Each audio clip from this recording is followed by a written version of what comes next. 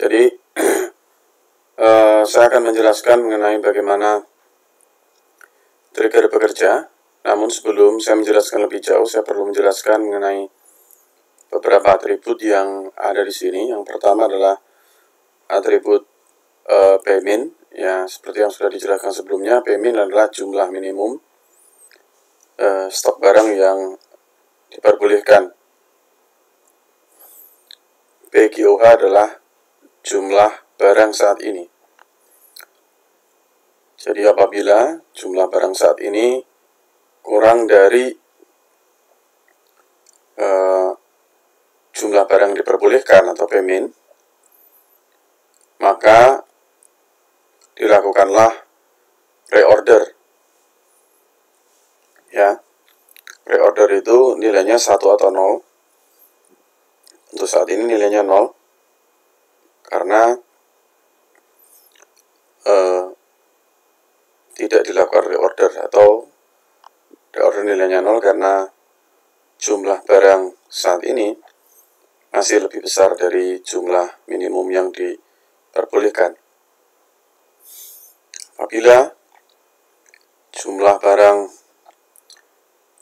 saat ini PGOH kurang dari jumlah barang minimum yang diperbolehkan, yaitu Pmin, maka reorder akan di-set menjadi nilainya 1, dan jumlah barang yang akan diorder itu adalah sebanyak yang ada di Pmin order itu. Kira-kira skenario-nya seperti itu. Dengan demikian, seperti yang sudah dijelaskan tadi, Pmin order adalah jumlah minimum, jumlah barang minimum yang akan dilakukan penambahan atau restocking. Reorder itu adalah atribut yang menyatakan apakah barang itu perlu diorder kembali atau tidak, karena jumlahnya apakah kurang dari jumlah minimum yang diperbolehkan atau tidak. Pada awalnya nilai reorder nilainya 0, ya, di dalam contoh ini. Dan memang reorder nilainya 0 karena mengindikasikan belum diperlukan order barang kembali. Nah, berikut ini adalah penjelasan lebih lanjut seperti diperlihatkan pada gambar 831. Akan dibuat trigger untuk mengevaluasi jumlah barang saat ini atau PGOH. Seperti yang sudah dijelaskan sebelumnya, jika jumlah saat ini atau quantity on hand di bawah jumlah minimum yang diperbolehkan atau Pmin, maka trigger akan mengubah nilai reorder menjadi 1, yang menyatakan ya perlu diorder kembali. Berikut ini adalah sintak dari trigger pada Oracle, di mana di situ ada before atau after, ada proses delete, insert, update pada kolom tertentu, pada tabel tertentu. Itu maksudnya adalah bahwa trigger bisa terjadi sebelum atau sesudah operasi delete, insert, atau update pada nama kolom tertentu, pada nama tabel tertentu. Dari situ dikatakan juga, ditunjukkan juga ada PL SQL instruction, itu artinya instruksi PL SQL yang akan dijalankan ketika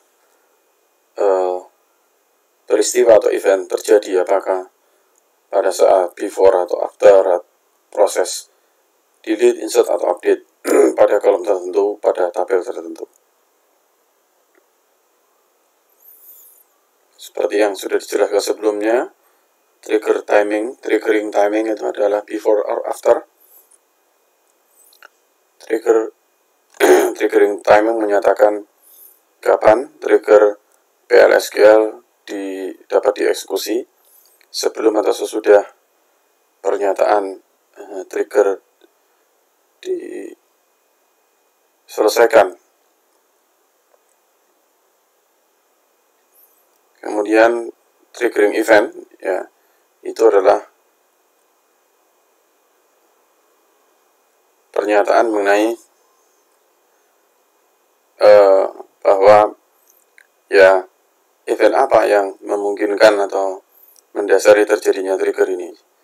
Ya, seperti yang tadi saya jelaskan, apakah before atau after, prosesnya itu adalah insert, update, atau delete. Jadi before atau after insert, before atau after update, atau before atau after delete. Ya, triggering level menyatakan apakah trigger itu berlaku pada statement level atau berlaku pada row level trigger. Ya. Nah, jadi ada trigger yang bersifat row level, itu artinya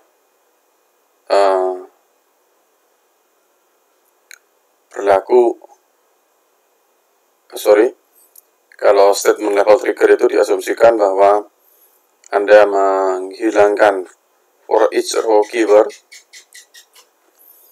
Kemudian tipe statement level trigger itu dieksekusi satu kali sebelum atau sesudah trigger statement diselesaikan. Inilah kondisi default. Sedangkan row level trigger menggunakan pernyataan for each row keyword. Tipe row level ini dieksekusi satu kali untuk setiap baris yang akan dikenakan oleh pernyataan trigger. Nah, perintah utama dari trigger ini, proses yang terjadi pada PL/SQL di antara begin and end dan end. Masing-masing PL/SQL code ini harus diawali dan harus diakhiri, maksudnya dengan tanda titik koma.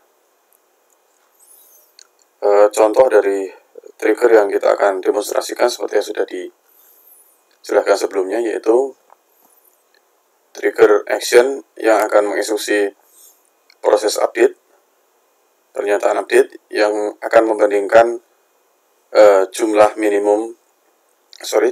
barang saat ini dengan jumlah minimum yang diperbolehkan.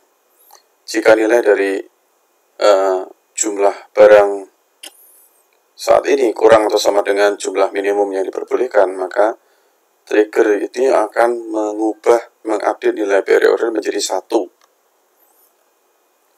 Nah, ini contoh triggernya, di mana di sini triggernya ini dijalankan sesudah insert atau sesudah update dari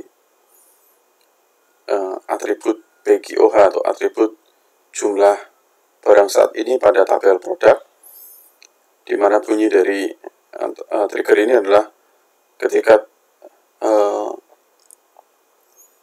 ketika jumlah barang saat ini kurang sama dengan jumlah minimum barang yang diperbolehkan, maka kita akan mengupdate atribut reorder pada tabel produk menjadi bernilai sama dengan 1.